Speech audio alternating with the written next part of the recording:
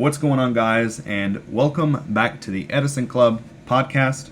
I'm your host, Mike, alongside co-host Justin, Austin, and Cole. And tonight we have a very special guest who needs no introduction, but I won't give him one. Mr. Frazier Smith, host of the IMNerd podcast. Frazier, how's it going tonight?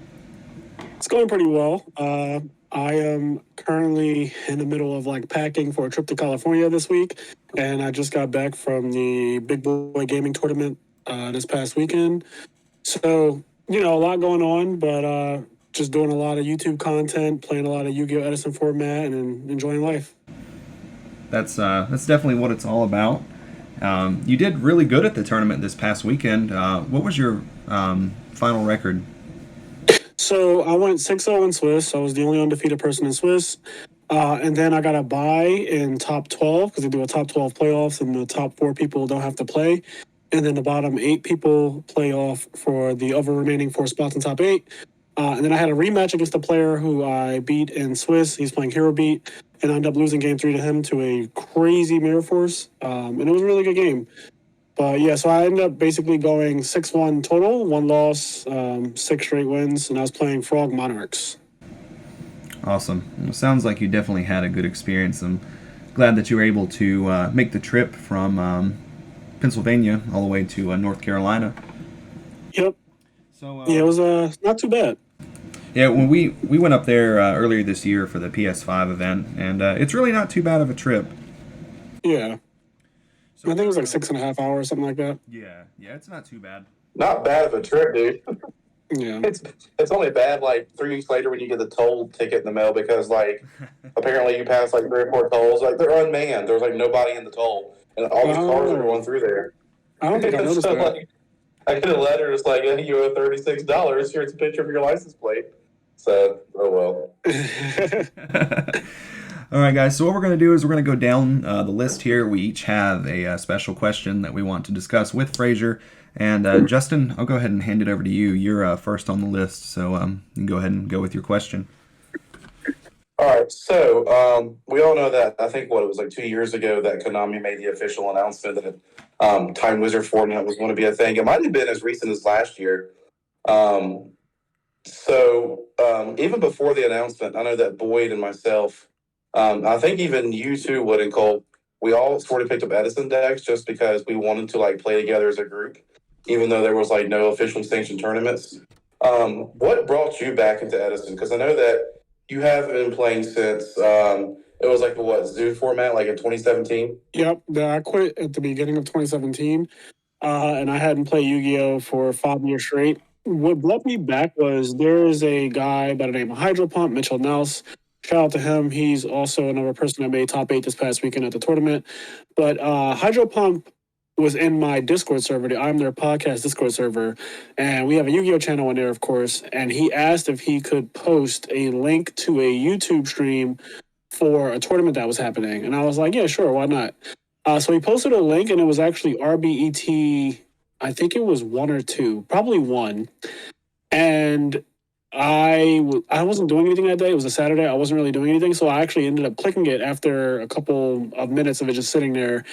And I saw a feature match of Dale Bolito versus someone else. And they were playing Edison format. And at the time, I really didn't know that Edison format had a website. I didn't know that it was a whole community or anything like that. But I started watching it. And because I'm good friends with Dale, I've known him for years. He's even been a guest on my podcast a couple times. Because I saw Dale playing, I was like, let me actually watch what's happening here. And I saw a game that I reminisced on that was much slower and much more thought-provoking in a way that I appreciate, where you're making reads on back row and you're able to set monsters and you don't lose the game for doing that. So it really caught my attention and just reminded me of the good old days, I would say. And watching that was the first inkling of me coming back into Yu-Gi-Oh! I never thought I'd play the game again, to be honest. I thought I was completely done. I hadn't touched a single card or played any cards in 5 years straight, and I hadn't really looked back or yearned for it either. Honestly, during that entire stretch of time, Yu-Gi-Oh! Was the last thing on my mind. And then seeing that, it just kind of intrigued me a lot. And then I went on EdisonFormat.com and I started looking at stuff, and I saw those decks that they had. And I think that because that website exists, it's such a great resource for people to get into the format. I don't think I would even slightly have gotten an Edison format if that website did not exist. So I just want to say, like, that is probably the biggest reason, because it makes it very easy to jump into it. Otherwise, people have to figure out all the rulings. And I think that would be a nightmare. There's also, what's legal and stuff. It's just a lot of historical things that it's all in one place, and it makes it easy to access it. So, Yeah, I agree, and you probably know this too. Like when we go to these, bigger events now, it's hard to find judging staff that is familiar with the policies and the rulings for that time period. And we have a lot of new players in the Edison community now that never played Yu-Gi-Oh competitively back in 2010. right. I know myself, I didn't get into the competitive scene until like 2011, right at Tengu Plant format. So I'm familiar with like priority and things like that. But a lot of these newer players, I mean, I think there was a guy a couple of tournaments ago that was upset with his opponent because he didn't use an Earth Tuner with YuGiOh. So having that website as a tool for newer players and players that just have, not been familiar with that format for 13 years to use is a great thing. Now, let's back up a little bit. You mentioned too that you were a part of the Discord, so you didn't completely give up Yu-Gi-Oh, right? Like I know you said it was the last thing on your mind, but to be a part of that Discord still, you sort of had some slight interest in the game, right? No, I wasn't. I wasn't part of any Discord. I was in my own Discord. Okay. Yeah, I have a Discord for my podcast. IMNerd podcast. Yeah. Yeah, so I wasn't in Edison format or format library. I didn't even know they existed. Basically, Hydro Pump was the catalyst for me getting back into Yu-Gi-Oh, because he posted a link to a stream, and then that kind of got me into edisonformat.com, the website. But I was not in the Discord server of edisonformat.com or the format library. Gotcha. Okay. Yep. Okay, so just going down the list here, Austin, you're next on the list. Do you want to go ahead and ask Frazier a couple of questions here? Yeah, I'll go ahead. So the question that we come up with was, are there any like sanctioned events or Konami products that you would like to see come out to help further the future of Edison format? Oh, absolutely. In fact, I talk about this often with my friends, so this is a really good question. I think that there should be a pack of cards that comes out, like a turbo pack or whatever they call them now, champion pack. There should be like a pack that comes out that has ultis of ultimate rares of cards that were never ultimate rare before, and they're all Edison cards. So ulti substitute, ulti cold wave, things like that. And then it also has reprints of cards that are in Edison format as well, that are kind of hard to get, that people might not have. I think that would be amazing. Like right now, I know Substitute Rare, it's only been printed once ever, and that card is like $30 or more than $30 or whatever. So certain cards need to be reprinted. Also, certain cards never came hollow, like Cold Wave and Spine Gilman.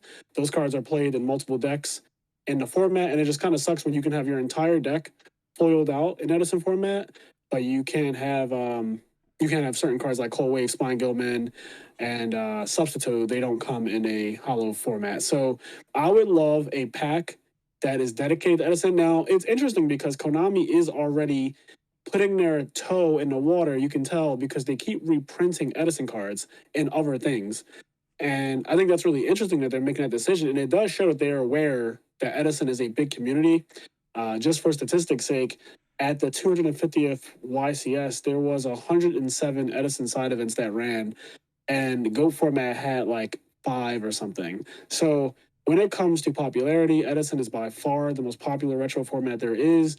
And I would love if they did not only a pack of cards that would just like help people to get into the format, because that's another thing. I think if you had a pack dedicated to Edison, a lot of people would get into it. And then it also just add some ultimates in there for the chase value of it all, so that the collectors get into it as well. And then people have something to play for every week, but also a YCS dedicated to Edison format. And that's like my dream, I guess, if they did something like that. Because as you all know, I'm more of a in-person kind of guy. Like I play Yu-Gi-Oh predominantly in paper Yu-Gi-Oh, and dueling book is not the same for a lot of reasons, and I'm not really fond of it, but oftentimes it's the only way that I can play. But I would personally love, I guess speaking of product too, to stay on topic, but I would also love if Master Duel had an Edison format thing into it as well. I don't know if they'll ever do that, but I think that would be cool too, since they have that platform running. If they had retro formats on there, that would be dope.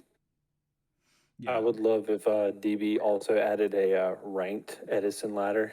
That would be amazing. Yeah, that would also I be would amazing. absolutely love that, Yeah, dude, but I'm like so Yeah. tired I do of, not like, foresee it happening anytime soon. yeah, I'm so Agreed. tired of posting and putting Edison format only, and somebody joins me and they're like playing Kashtira, and I'm like, what are you doing? Yeah, Can you the not? trolls.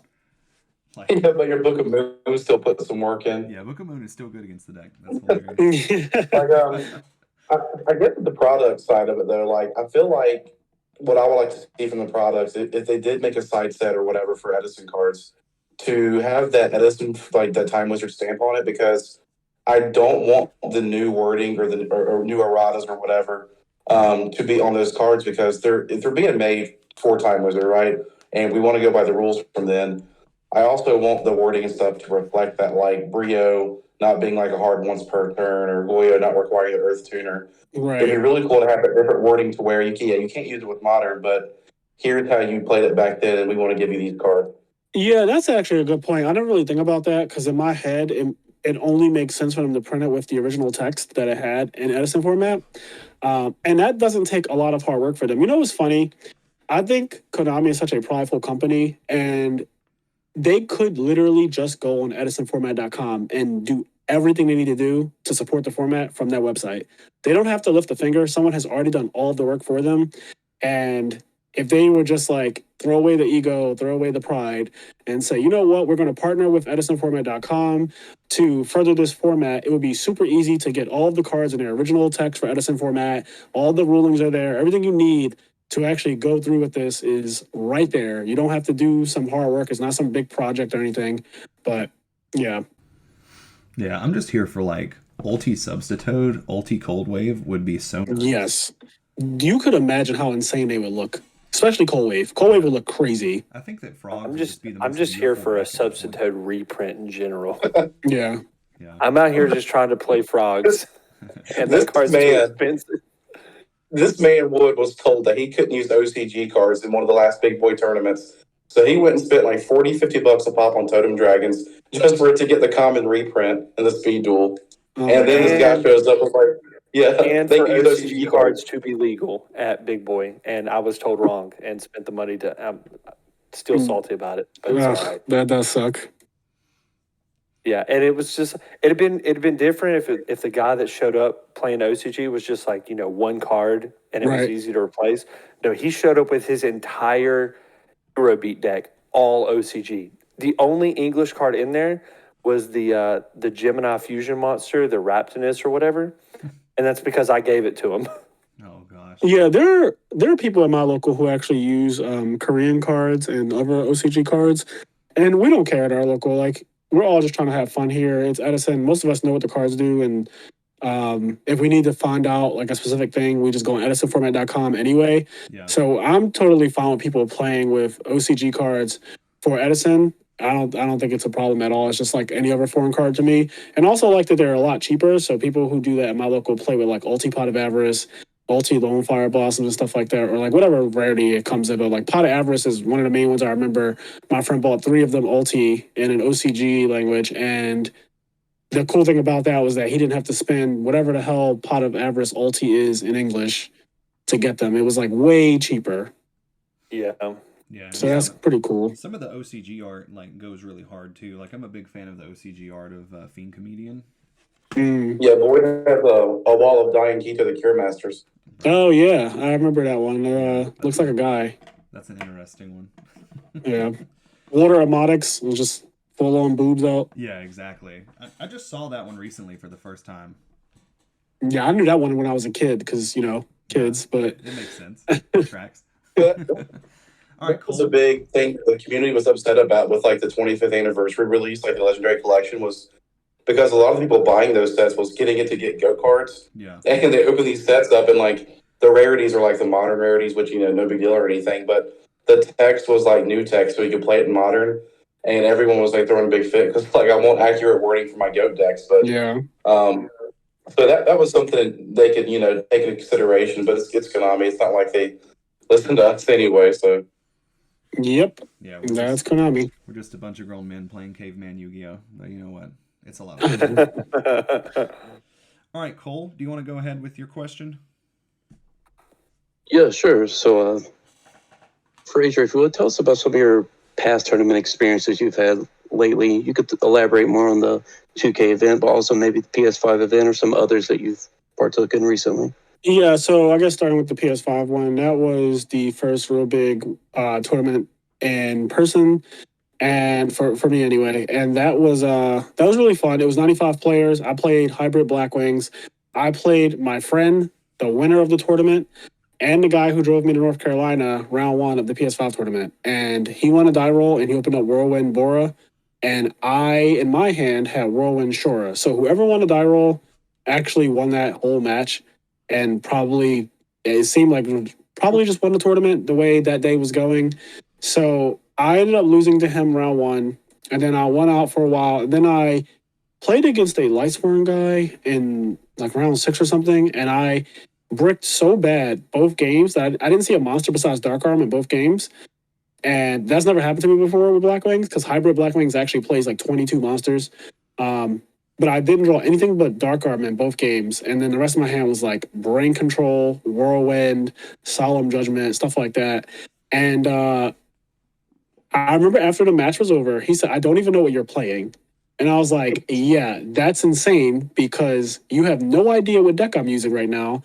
And we're both 5-1. So that was probably one of the craziest things that's ever happened to me. But I ended up going X2. I think I got like 17th place or something like that. And so that sucked. But then my friends like Silverman, McCabe, Vinny, Corey, they all topped. And the tournament was taken down by Vinny, which was sweet. After that was Gladiators of Edison. And I played with my friend Cairo / A True Hero and Stengo, who's my pupil.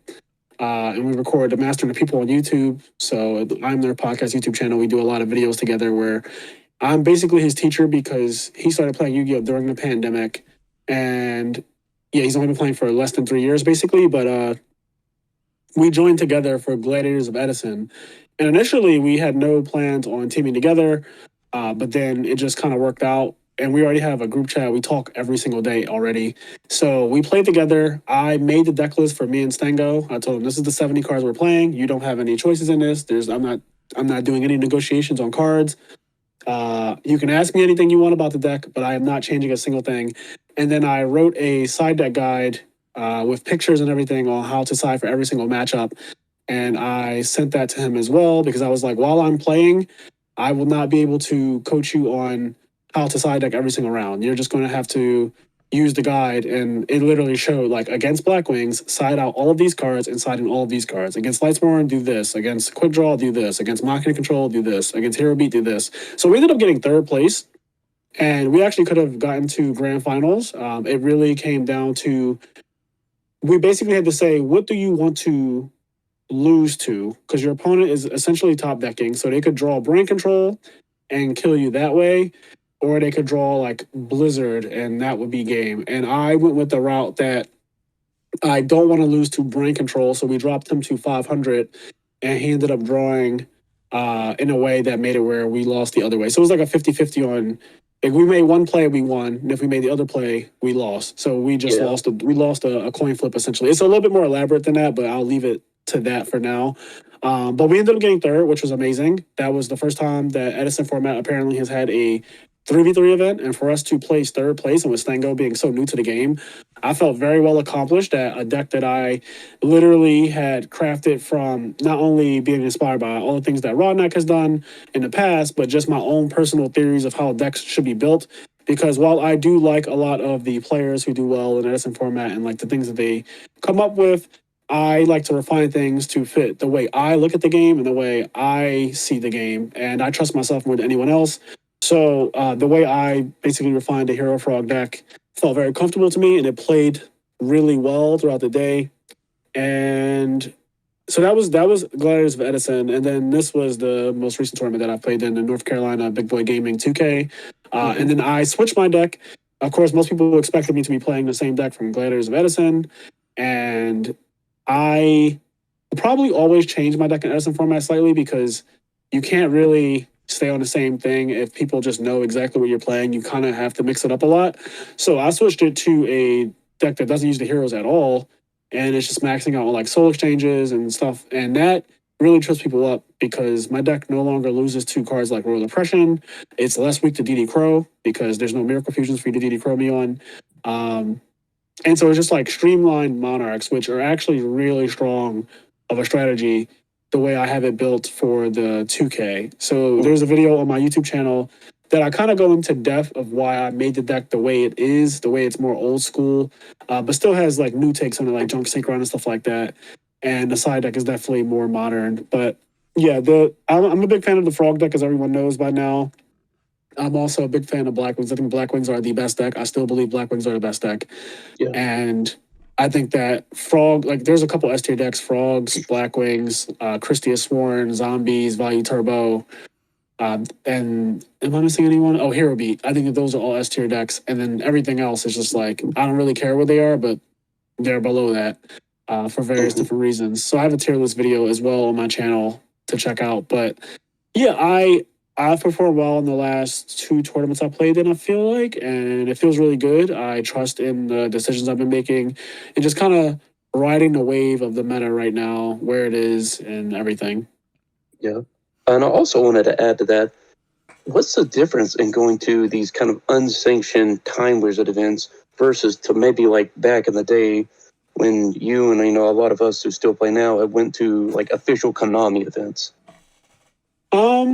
I think the atmosphere is a lot better now. Like, because while any of us can be considered competitive because we're playing for real prizes and stuff, like playing for $2,000 is that's a real prize, like, right? That's an awesome prize to have, especially from a store that's relatively new. I really appreciate that they did something like that. Which Konami, you play for top 16 at a YCS, you get a mat, and that's it. If you lose in top 16, you get a mat.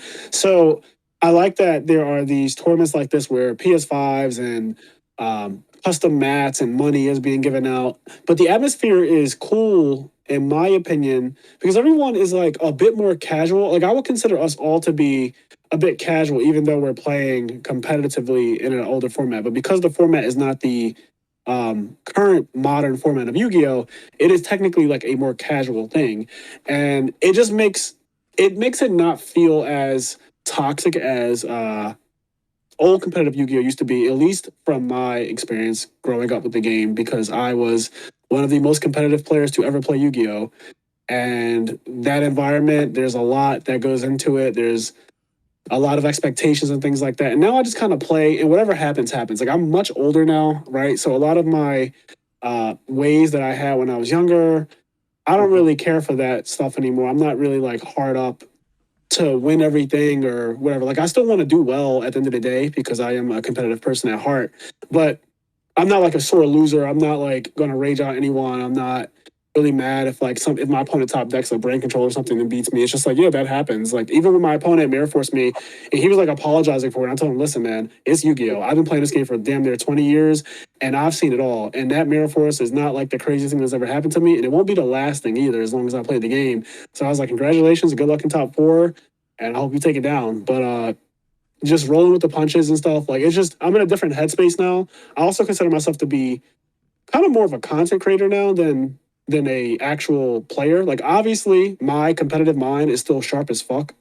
I'm still like one of the best players to play Yu-Gi-Oh, but at the same time, I'm also in a different headspace when it comes to the game. And I never knew this about myself until recently, but I enjoy making videos. Like I actually enjoy doing that. I think it's really funny.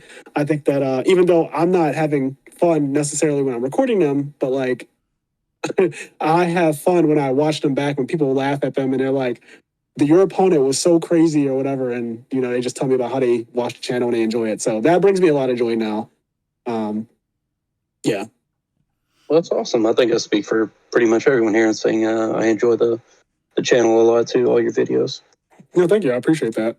Like legit, your channel is the only one I'm a Patreon of. We read out your name every episode. I have to ask. You're going back to California. Are you going? No way. That was Vegas. Where was it at that you met? Like was it the stripper? Or that you was hanging out with? Yeah. So it was a girl from OnlyFans. So my one friend, I will not say his name, but he basically like paid for her to come out to California with us and her and I just kind of hit it off immediately. We became friends like almost immediately, and while they were all playing in the 250th and like trading and stuff like that, me and her just went around California day drinking and having a good time. And it was honestly one of the best experiences I had in California. So I thoroughly enjoyed that she came. It was like the most unimaginable friendship that came out of nowhere. And I have a respect for people who do that kind of work and all that stuff. So I don't know. It's a very interesting thing. I hope to have her on the podcast at some point because I think it would be an interesting perspective to just hear someone who like, does sex work and stuff and what that's like. I think that a lot of people would be very intrigued to hear about that. She also has 500,000 subscribers, or not subscribers, 500,000 followers on Twitter. So, yeah, really, really cool person though. One of the kindest people I've ever met. And yeah, she made California very, very enjoyable. I have to say that I did enjoy that episode, but I think that my favorite, most recent episode was the I'm Sucking It episode. Oh, yeah, that was unhinged. That episode was so unhinged. Because there have been many car rides where we have asked each other that question. And the one person that says Yes. no, I'm like, you are lying. Dude, Yes.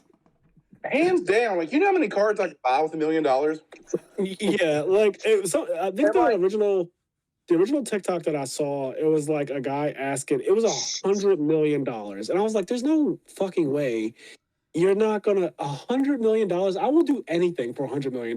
Like, that is so much money that I can literally live with the rest of my life and be comfortable no matter what. Like I could do whatever I wanted. And also help a lot of people. So if it's something that people might consider humiliating to them, I'm like, for $100 million, I'll get you humiliated. Yeah, and the question that my cousin always brings up when we have this conversation is like, well, would you do it if it's your friend? And I'm like, of course. Then you have like a repeat customer, like Yeah. I need $100 like, I'm hitting him up. Then you like, got somebody go. who could throw it in your face all the time too. Yeah. It's kind of great. Yeah, because that's what friends are for anyway. Yeah, yep. Boy, I forgot to mention a lot about having the $1 million. The what? I said a lot about having the $1 million. Oh.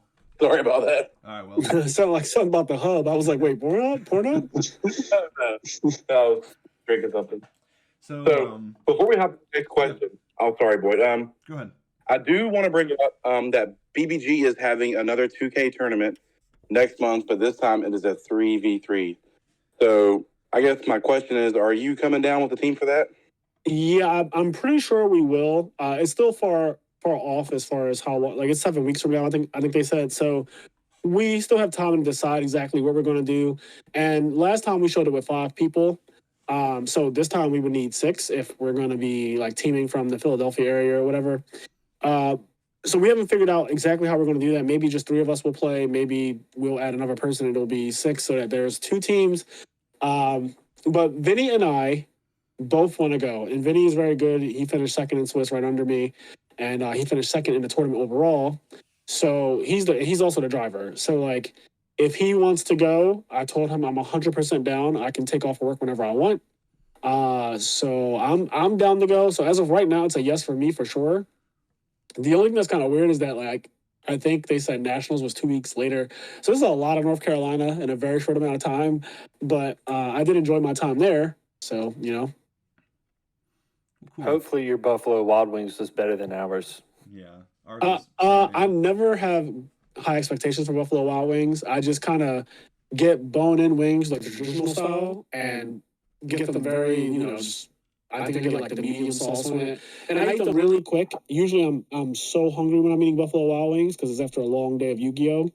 And it makes it taste a lot better. But I know that their food is not exactly the best by any stretch of the imagination, but like sometimes you know how it is after an event, you just got to get what you can get. Yeah, you just Whatever's open at the time. Yeah. These guys did not have a bad Buffalo Wild Wings. They're mad because their tacos were kids' meals.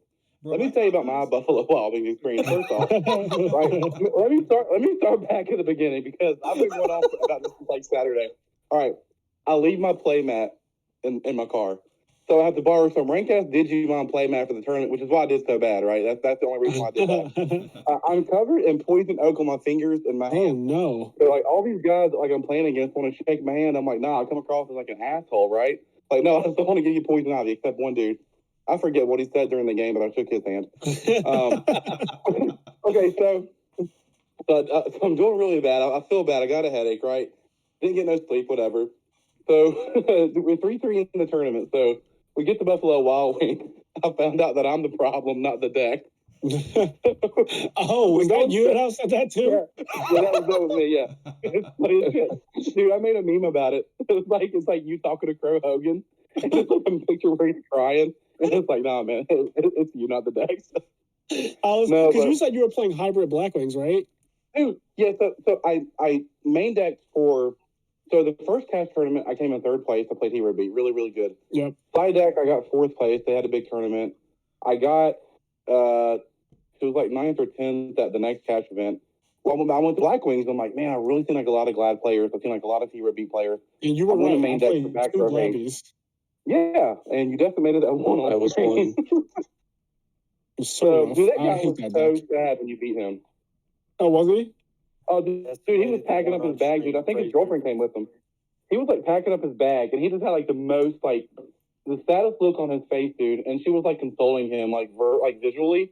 You could tell she's like, honey, it's going to be okay. Like, it's not that bad, you know? But he looks so upset packing up his bag. But anyway, so I get to Buffalo Wild Wings, and I'm telling dude what I want, and he's like, oh, we don't have that kind of beer.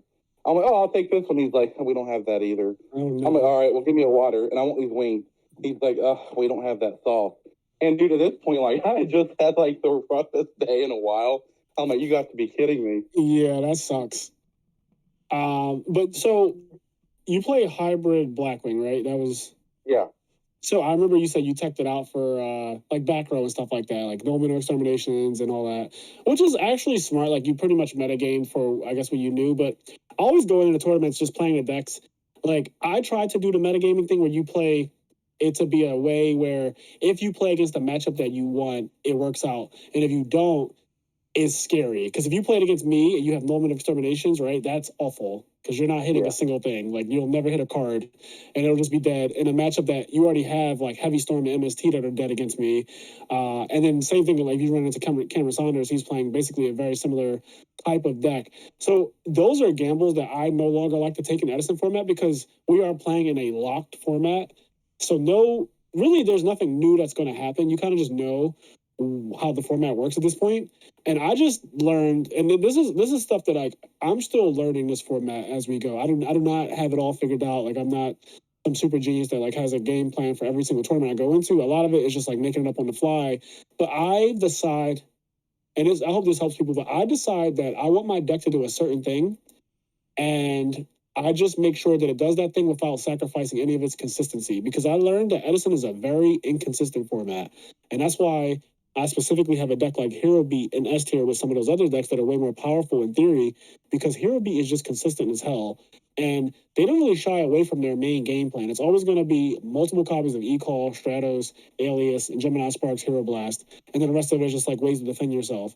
But I think in general, when you're playing in a tournament, be mindful of trying to metagame too hard for what you might have heard people are playing. And even if you see people registering with a deck, if you walk around and you see like 3 Glad Beast players or even 5 Glad Beast players, like even still, I wouldn't go as far as to change my deck just based on that, because honestly, Glad Beast isn't the best deck anyway. Like, it's not a very good deck, and you'll probably just beat it if your deck is regular. Like, you'll beat decks like that regular anyway. Yeah, so I listened to what you told me pretty much. Just play the deck how it's intended to be played, and then you know, and we got a good friend, Madison, that's in the Edison Club too, and he was telling me, like, dude, like, why'd you play so much back row hate? Like, you already play 3 Icarus, you play Heavy Storm, you play MST. Like, there's no reason to play that additional back row hate when your deck already does everything that it needs to do. Yeah, I feel that like, inherently. Yeah. Yeah, it doesn't have the black ones is so, yeah. Oh, sorry, I cut you off. No, I cut you off. Oh, I was saying, like, Blackwing is just very, very, very, very broken deck. And I know that it's not like you did anything wrong, so I don't want it to come off that way, but because there were people who were topping. Dude, I thought we had like the longest laugh about that in the car ride. Yes, well, my friends also made fun of me for saying that too. Like, when we were on the way back, they were like, Frazier, were you drunk? And I was like, no. I was giving him honest, like, that's what I honestly feel, because I've done that before. I've literally played in one of the RBETs last year, and I basically I just modified my deck in a way where I was like, okay, everyone's playing Diva Hero or whatever the hell the deck was at the time, and I was doing all this stuff, and then I ended up playing against a completely different deck that I did not expect to play against, and I had these dead-ass cards, and I was so annoyed, and I was like, oh my god, of course I run into this damn matchup when I'm playing my deck all teched out for this, and that's when I was like, you know what, let me look at what people are actually topping with, and then every list is just standard as hell. I'm like, these people are just playing standard-ass decks. Like, they're not doing anything special, and they've been playing this format for a long time, so they probably already came to the realization that a lot of the times you don't really have to do much to your, like, if you're playing Black Wings, just be the Black Wing player. If you're playing, like, Lightsworn, go lean into it. Like, lean into every deck that you play, whatever its core strengths are. And there were people who were topping a while ago with the Nobleman of Extermination Black Wing deck, but that deck has definitely fallen from grace, and that's because Frogs and Christiasworn have gotten way more popular, especially online. Like, I think in person is a lot different, but Frogs is like one of the most popular decks now. And I feel like I'm part of the reason why that's happening. But also, like Christiasworn, that deck is terrifying, and it's the same thing in terms of how much back row it plays, or doesn't play, rather. And because those decks exist, I think that just single-handedly killed the Nobleman of Extermination Blackwing deck. Like, that deck is just, it is, I don't even think that that's a deck in the format anymore. You need traps now. You need your traps to be very powerful, and I'm pretty sure you have to sacrifice on defense when you play that aggro build. But Black Wings is a very good trap deck. It's the best trap deck, in my opinion, actually. Yeah, I completely agree. And going back, I went back to like the build, how I think it won. Oh gosh, I can't remember the name of the tournament. Peak of the Beak? Peak of the Beak. Yeah, I don't think I really changed anything. I was like, let's put this build together and see how it does initially with just these cards. And like I was telling Boyd earlier, like, man, I miss just how strong a card Dimensional Prison is. And things it's like so simple, right? Yeah. It's such a simple card, and it was the most played card in that whole tournament, which was really surprising to me. But that says a lot about the format. It says a lot about what people expect. But if it ain't broke, don't fix it. There's a reason why out of 91 players that played in Peak of the Beak, 3, that D Prison was the most played card, and it was represented really well in the top 8 deck list and everything. The card is just good. Like, I'm playing a deck right now that doesn't use D Prison, a deck that is really good into D Prison, but that doesn't mean that D Prison is bad, and it also doesn't make my opinion of D Prison any less. I love that card because it hurts so many decks. So many decks are hurt by attacking into a D Prison. Zombies can't deal with that. Sometimes you catch their alias if you're playing against Hero B and they don't have Gemini Sparks, and you're just like, fuck it, I'm going to activate D Prison and hope that you don't have it. And when they don't have it, having the alias banished is a huge deal. Like, it is so bad for the deck to have their cards banished. And I think in general, like, even just going D Prison Stratos, because while it is a -1, because Stratos is like, oh, he summons and goes plus. When you D Prison Stratos, it makes their oceans trash for the rest of the game. You never have to worry about Ocean being summoned for the rest of the game. So no matter what, even though you take that like slight minus in that moment, it's like, okay, your Oceans though that you play are just, at best they can get back alias, and that's not like a real threat. Like, that doesn't actually scare me at all. So it actually does. The card does a lot. It hurts Value Turbo, obviously, having Arm Wings attack into it and all that stuff. And yeah, I think that just Black Wings need a lot of defense. And the 2 decks that I came down to North Carolina with, I had hybrid Black Wings built, and it was built basically the same as the guy who just won. And it's interesting because I had the deck in my bag from months ago now, literally from the PS5 tournament. And the only thing that I think he was doing differently in the main deck than me was that he played triple Bora, I think, and I was playing double Bora. So that was like the only thing that was different. I think literally everything else in the main deck was the same. And then his side deck, I wasn't on Crossout because back then, Crossout wasn't as necessary as it's become now. But if I play Black Wings now, 100% I'm signing Crossout. And I don't care if people are like aware of that and they try to mitigate it. I just want you to not be able to set hamsters and Rykos and shit against my deck, because if you're not doing that, your monsters are going face up, and Black Wings eats face up monsters easily. Yeah, and if they're afraid of Nobleman and Crossout, then they're playing around it, then like it's doing its job anyway. Still, it is doing right? its job, yes. And at some point, you will have to set because you're getting hit too much. So it's like, it's funny, at the beginning of a duel, you can like, oh, you summon your Pyramid Turtles or summon your Goblin Zombies, and that's cool. But now I know that Shora can eat that monster, right? Like, I know it's not a Spirit Reaper. I know it's not a Ryko. I know it's not a hamster. I can see with my eyes that it is a Pyramid Turtle or a Goblin Zombie that you summoned. And I'm still playing triple Shora, like, you know what I mean? Like, all the cards that I play in my deck are still really good into now knowing what your monster is. So like you said, it is doing exactly what it was intended to do anyway. And after you take damage, which Black Wings is the best deck in the entire format at doing damage, you will set your monster eventually, and then the cross out will eventually be activated, and you'll be like, yep, that's GG. So it works out. Yeah, definitely.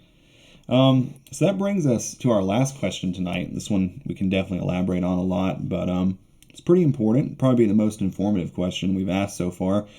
You've obviously have a long list of accomplishments. You've played with the best players, the worst players, all in between. What would you say separates good players from great players? I tell people all the time that my misplays keep me up at night. So I think a big part of being good at Yu-Gi-Oh! Is accountability. And when I lose, I think about why I lost over and over and over again. And I don't complain about it in a way that is detrimental to my growth as a player. So a lot of people, what they do is they lose the game and they say, oh, I got sacked, or oh, like he did this or he top decked this or whatever. And sometimes it's true that your opponent sacked you or whatever. Like we're playing a game with variance. It's a card game, so there is a bit of luck involved. But oftentimes what you'll find, especially if you review your replays, you'll find that there is something that you could have done differently to change the outcome of the game. Not necessarily saying that you could have 100% won the game. Sometimes it is as clear cut as if I did this, I would have won. Like the Gladiators of Edison Tournament, when we could have gotten to grand finals, we could have made a play that would have for sure won the game, just the way it played out. And that's based on hindsight too, because we have to do a coin flip to decide what we did. But we review replays a lot. I think the good players, and even before DB and Dueling Network existed, right? Anytime someone lost in the good player group, so I'm talking to Billy and Jeff and Patrick Hoban and all those guys, Steve Silverman, Sean McCabe, all the big names that you know from back in the day. Whenever one of us would lose the round, it would be a long conversation on what happened. And everybody's just kind of quiet listening to that person talk. And then they're like, oh, you were supposed to do this. And it's like, yeah, I messed up here. I did this. And so there's accountability with losing and then learning to grow from those misplays. I made a really big misplay recently in one of our videos. It's just a red casual duel with me and Stengo. We were playing Jeff's quick draw deck exactly as it was built when he won SJC Edison in 2010. And I had no idea that Drill Warrior, if you do not banish it, the attack half that he does stays like that. So he stays at 1200 if you half him and don't banish him. I had no idea. I never played Drill Warrior. I fucking hate quick draw. So I was never going to play it. But for this video, for this content, we were playing it. And my opponent was trying to attack into the Drill Warrior for Pyramid Turtle. And we were so confused because his life points weren't that high. And it just didn't make sense. And I was like, why is he trying to crash into this Drill Warrior?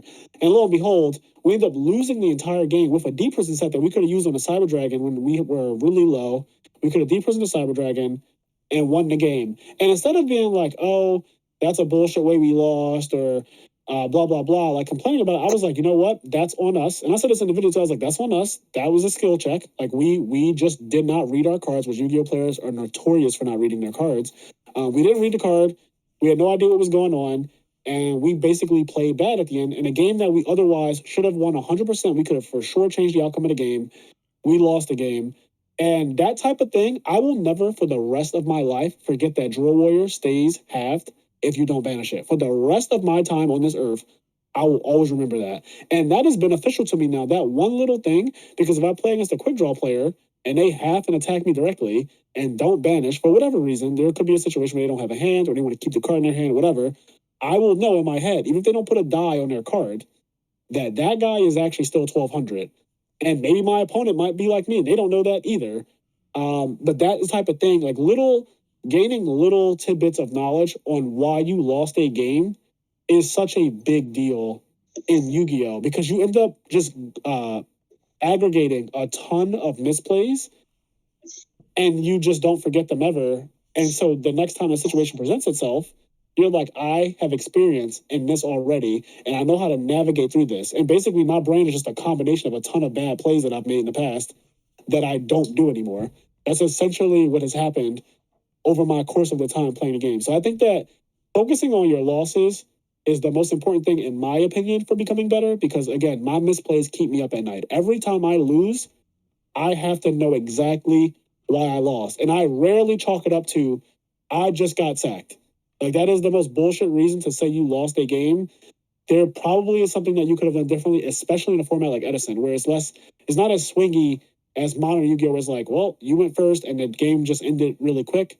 You could usually do something throughout the course of the game, especially if the game is long. If the game is long, you could 100% assume that there was something you could have done to change the outcome, because the longer the game goes on, the more options there are and the more opportunities there are to make misplays. So that's what I would say in terms of what separates good players from bad players. I think bad players typically just chalk all their losses up to luck. They think that everything is luck based, and they don't ever think about anything after that. They're just blinded by that rage. And I used to be that kid. Like when I was a kid, when I was a teenager, I used to be that kid. Every time I lost, I was like, oh man, I was so lucky you drew that, or like that was so lucky that you had that. It's like, well, yeah, he's got to have something. He put the damn card in his deck for a reason, right? Like he played Solemn Judgment for a reason. You didn't read the Solemn Judgment, so you played right into it and you lost because of it. So it's just like everything that happens in Yu-Gi-Oh, you have to just take it in stride. Realize you're playing a game of variance, you're playing a game of chance, and accept it for what it is. But the better you play, the more chances you have to win. So, yeah, that definitely makes a lot of sense. When I first started playing Edison format, mainly testing with Justin, I would lose, close the browser window. I'm like, all right, forget this. I'm done with this. And then I started watching the replays, and I'm like, oh, I was just an idiot. I could have won yes. earlier. Yeah. Happens all the time. I do the same thing. I do the same thing to this day. Like there are times when I play on Dueling Book, and we're recording Mastering People, and I'll watch the replay, and I'll see my opponent could have won, right? Like they just had us dead to rights, and they didn't see it, and that happens a lot. And then I'll see like, oh yeah, we messed up here. Like we 100% just played bad, and we got punished for it. And it's funny because sometimes you get punished by the top of your opponent's deck. So they literally draw something to win, but it's only because you did something bad to give them that opportunity to win in the first place. Yeah. And so that, recognizing that, like, oh yeah, he drew the brain control, but if you made the right play, the brain control would not have mattered. So you can't be mad at him for drawing the punish. Like, yes, it is unfortunate that he happened to draw that at the very moment that you did this play, but that is just, for me, that makes it even worse, and it makes it where I will for sure never forget it. Like, I will never forget that happened, and I'll always remember, okay, so this is the situation, it happened to me before, and the context is virtually the same, so I'm going to navigate it the opposite way of the way I did it last time, and I'm probably going to win the game or take a stronger position in the game now. Yeah. It's funny that you mentioned Thought Ruler and BrainCon. Is like one of the most common things that I would do was like I would just make Stardust Dragon like for no reason, no creation, instead of Thought Ruler. Then obviously this goes into Brain Control, take your Stardust, Tribute. So now, just little things like knowing when to make the right synchro. That's a big deal. I don't make Stardust Dragons on open fields. I don't make Stardust Dragon without trap cards. Like there's certain rules that I have in place in my head, and I think that every good player just has like a list of them in their head, a very long list, as you can imagine, but a long list of things that you just do not do and things that you always do and stuff like that. And those things are just all added up. So when I'm playing a game of Yu-Gi-Oh, on the surface, from people just watching on the sidelines, it might look like, oh, they're just playing Yu-Gi-Oh or whatever. But in my head, there are so many things happening that are like, okay, so he just said a monster after this happened. What does that tell me about his hand? What does that tell me about what position he's trying to get to? And everything just slowly starts to become a story. I always look at Yu-Gi-Oh games as a story of what my opponent's trying to hide from me, and I'm trying to gain information. So round one at the North Carolina event, and it was streamed, my opponent ended up having Mirror Force and Torrential in his grave, and obviously that, this is a very basic example, but that obviously changes how you play immensely, because those are two of the strongest trap cards in the format, and both of them punish overextensions. But when they're both in the grave, it's like, well, shit, now I can just do whatever I wanted. So I had a Vanity's Fiend on the field with a dupe lock, which is brutal already against Gladiators. But then I ended up tributing a dupe frog for Ryza. And right before I do that, if you watch the video, right before I do that, I picked up his graveyard and I looked at it real quick just to make sure I wasn't crazy. But I looked at it and I saw Mirror Force and I saw Torrential, and I put the graveyard down without even looking through the whole thing. I just saw those two cards and I was like, that's exactly what I was looking for. I tributed my dupe frog for Ryza, and I targeted his monster and gave me the handshake. And that that was just me going through a list of, is it safe to do this rise up play? Because if he has Torrential still in his deck or Mirror Force still in his deck, right, that play is dangerous because I could lose to either one of those cards or at least lose my position, tributing off my dupe block for that. But I knew right there in that moment, like, okay, I can do this with impunity, and it's probably just game. And he literally scooped the second I put the rise on the field and targeted his monster. So, like, there's, again, a very basic thing. There's way more complicated stuff that can happen, but just to kind of give an example of like the listing of things that I'm doing, like I'm always checking for your Mirror Force and your Torrential. And if you don't have them, let's say, because some decks don't play them, Black Wings notoriously doesn't play Torrential Tribute, but sometimes it does. Sometimes you just make an educated guess that it doesn't matter if they could have it or not. I just need to make this play because this is the right play to make. And probability wise, you should not really try to play too hard around one ofs. Like, I don't think it's correct to play around Mirror Force Torrential to your detriment. And people often do that a lot. But, yeah. Yeah, it definitely makes sense. I remember, like, round one, I looked over, I don't remember, it was sometime into round one, I looked over at the streaming table, and I was like, wonder how Frazier's doing, and the table was just empty. And I was like, did they not put him on? What the heck? And then I walked over to, I don't remember who was watching the computer, but they were like, oh yeah, he just demolished the Glad Beast player. And I was like, oh. It was me and Justin. I was like, that's the quickest I've ever seen Frogs beat Gladiator Beast. And then it was pretty brutal. It was such a good duel to watch, and it was funny because you mentioned that everyone thought that you were going to be on Hero Frogs. Yes. In the stream the whole time, me and Justin were like, we haven't seen a hero yet, so I'm not sure, but he may just be on regular. Yeah, I heard that too. Fog I Monarch. rewatched it. And some of the comments in the stream were just like, no, he's totally on Hero Frogs. I was like, Hero Frogs doesn't really play Thestalos. Yes. So I think he's on regular Frogs. And I was like, I know Frazier's Frog Hero list because I have the same list built. And I was like, this is not it. Yeah, and it's funny. So you're the exact voice that I heard speaking when you said he plays Thestalos. I don't think this is Hero Frogs. And when I was listening to it, I was like, you have good perception because anyone who plays Yu-Gi-Oh! And plays Edison format knows when you see a Thestalos, you can assume that is a straight up Frog Monarch deck at that point. Like that Monarch specifically is one of the most blatant tells of a regular Monarch deck, I would say. And the second you saw it, you were like, yeah, I don't think this is Hero Frog. And he also just like is soul exchanging and stuff is like, yeah, no. But yeah, that build is very streamlined. It's a lot of 3-ofs in the deck: 3 Econ, 3 Soul Exchange, 3 Rise, 3 Kaias, 3 Swap, 3 Sub. Everything is 3-3 that I can play. And I really enjoy having my decks just do the same thing. Like I wanted my deck to do a specific thing, and it did it very well. And then I didn't really make my deck with Glad Beast in mind. I never really do, but it ended up working out where Soul Exchange happens to be so outrageously good against that deck. Like yes, it does. Yeah, it does. It is so broken with that card does too, because you can go Soul Exchange Substitute, and not only can they not Chariot because you tributed their only Glad Beast, but it also makes it where you set up one of the most obnoxious things against Glad Beast specifically, which is a dupe block, and they cannot attack. And that's what the deck needs to do to play. So you force them to have to out the dupe block with like actual cards. And you also, while they're out in the dupe block, they can't really focus on your graveyard. So in game one against him, I ended up having my Treeborn Frogs because he had to do other stuff because of the pressure I was applying. So it's like, you can't really get both my Treeborn Frogs with Rediari because you can barely attack to begin with. And that is like stuff like that is really important.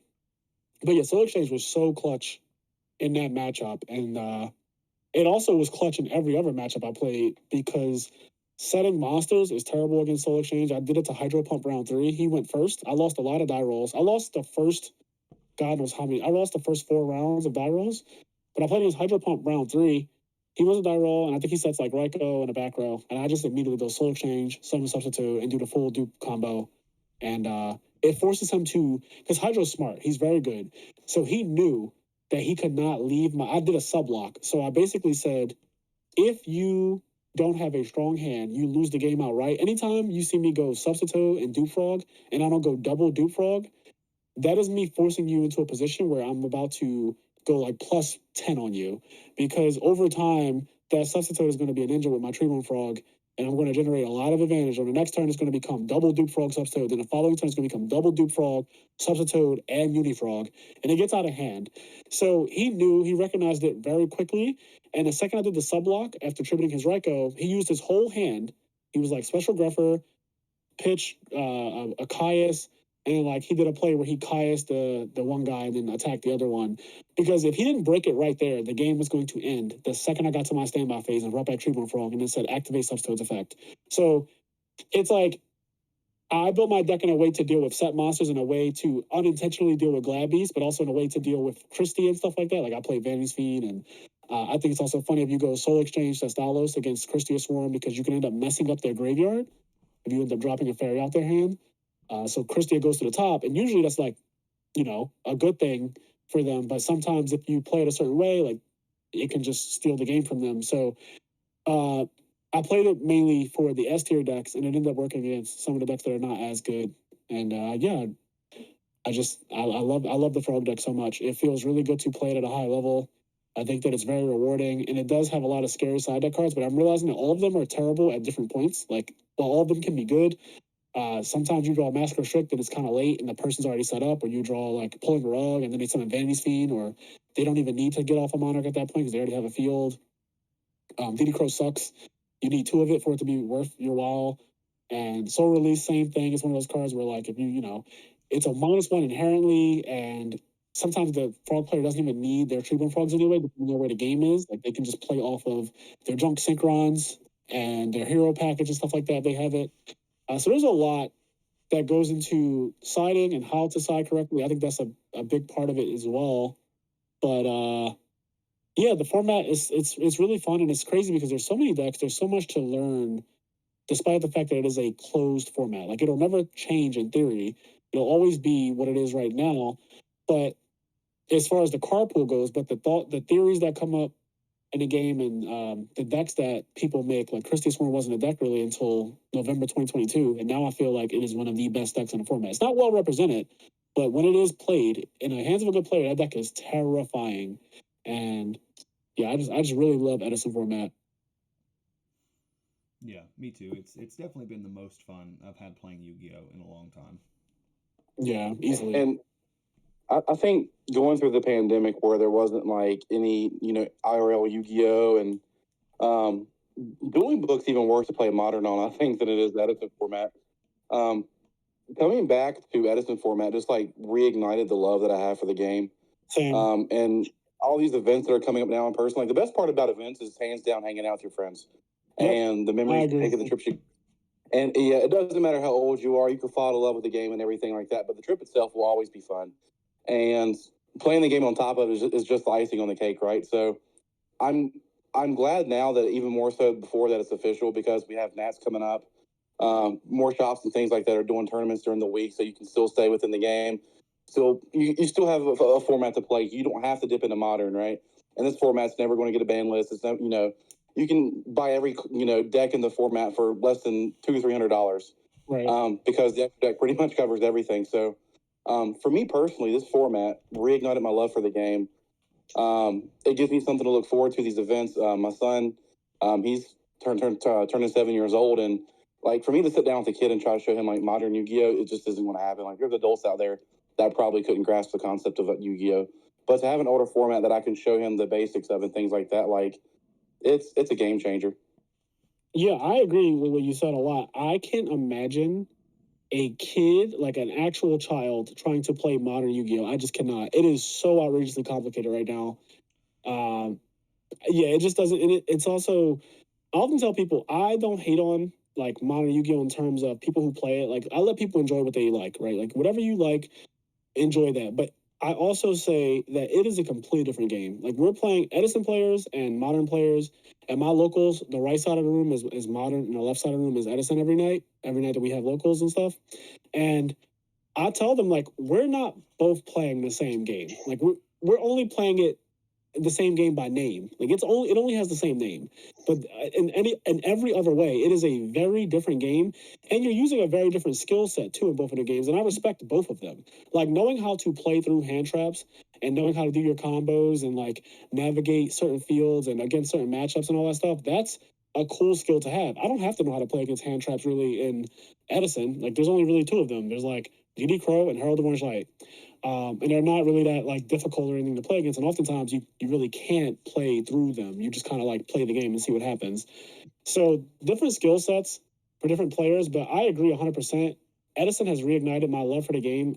I never saw myself becoming a YouTuber. Like, I never saw that. I would have done it way, way long ago when I was, like they say, strike when the iron's hot. Like, when I was playing competitive Yu-Gi-Oh, 6 years ago, I would have been done this if I knew that it was going to be this much fun. Yeah.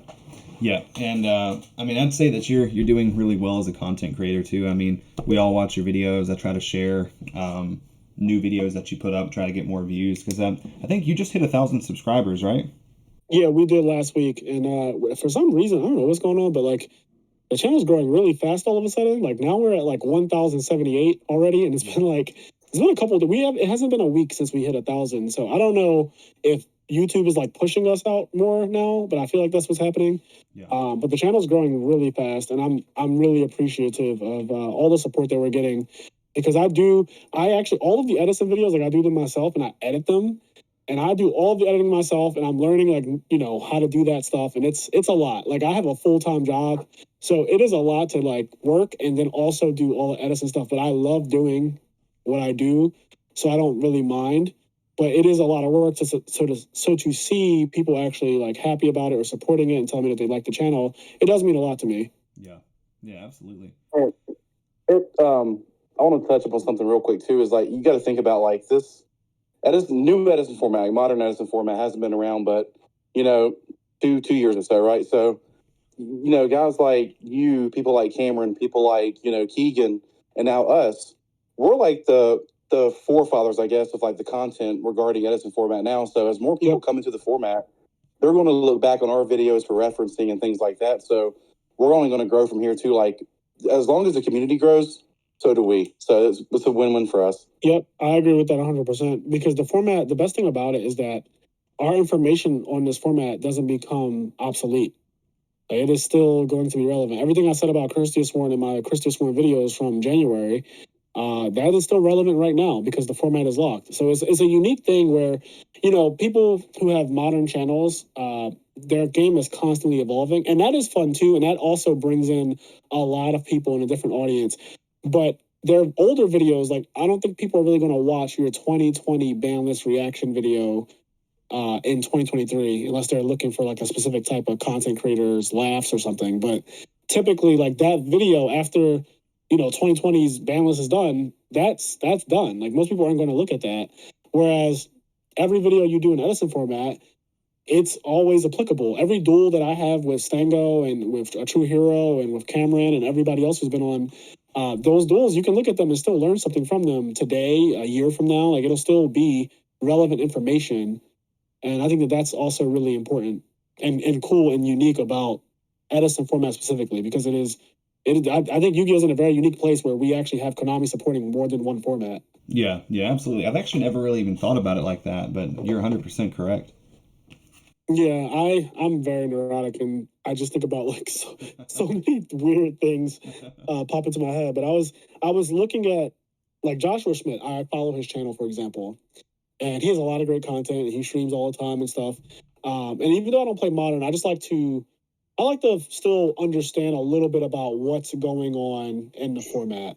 And I was looking through his channel, and I scrolled down for a while, and I saw like an older video, and I was like, oh, this is interesting, because he was talking about something that was relevant about tier elements at the time. But that deck is like not really a thing anymore, especially the way it was when the Shizu tier was running the format. So I was like, this information doesn't really apply to their game. Like, they're all on Pearly now and Cash Tira and stuff, and that didn't exist back in October 2022, or it didn't exist back then, like it does now. So it's just an interesting thing to think about, like how our videos are technically have more longevity, I guess, is what I'm trying to say in so many words. Yeah, definitely. Okay, guys. Well, we just passed the hour mark, so I guess we'll start winding down. Does anybody have any closing remarks or last-minute questions you want to ask before we peace out for the night? I just want to say thanks for coming on here. I know your schedule's pretty busy, a lot of traveling and everything you're doing. Mm-hmm. You're working that kind of stuff. But I just want to say thanks for taking the time to come on here and give us some more insight. I know a lot of the stuff you talked about, we've heard on your channels or your videos, but a lot of the people listening or will be listening when we post the video might be new to you. We can sort of direct them to your channel, your podcast and things like that. So thanks for taking your time to just talk with us. Yeah, no problem. I enjoyed this. This was actually a very pleasant experience. And yeah, anytime. I know I was asked to do this a while ago, and I finally decided that, you know what, it's time for me to make time for this, because at the end of the day, I always think that people make time for the things that they want to make time for. And you guys have been supporting my channel and like my content and stuff for a while now. So this felt like a warm welcome and something that I really wanted to do. And I appreciate you having me on. Yeah, of course. And we'll have to have you back again soon. And nothing else, I guess we'll see you next month, hopefully at the 3v3. Yep, I will see you guys there. Okay, cool. Be on the lookout for new videos. Also, guys, I will have the link to Frazier's channel in the description below. So thank you all for listening. This is Mike from the Edison Club, signing out until the next one. Take care, everyone.